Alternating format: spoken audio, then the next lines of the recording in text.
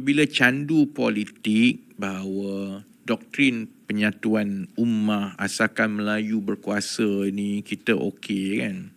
Kita bagi penyapu besar kepada ahli-ahli politik daripada UMNO dan PAS ini, satu untuk dia sapu semua masalah bawah kapet.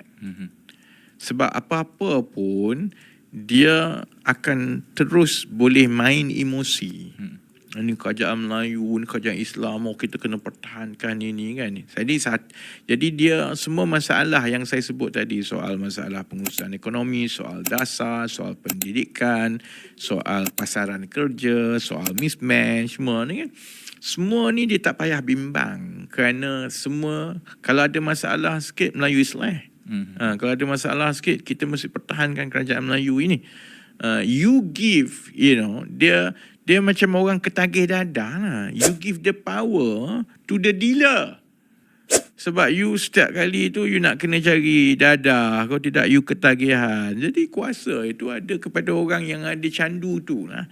Jadi kalau orang Melayu termakan dengan candu politik, asal Melayu berkuasa ni, maka kita bagi candu kepada ahli-ahli politik.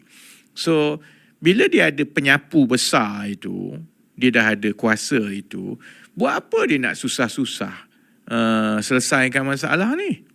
Kerana hidup dia senang. Dia tahu dia kempen semua. Dia tak perlu nak bimbang pasal macam mana nak menaikkan gaji ke apa semua. Dia ada candu itu yang pengundi-pengundi akan ketagihan. Tu penyapu pertama. Penyapu yang lagi bahaya ialah dia sapu semua harta yang ada kat dalam tu lah. Sebab dia kira, okey lah sebab dia orang ni aku buat apa pun, dia kalau Melayu membankruptkan syarikat kerajaan tak apa.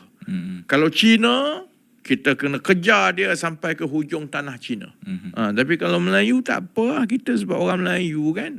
Jadi kalau you bagi penyapu kedua tu, bahayalah, maka berulanglah balik semua perkara-perkara yang telah kita nampak.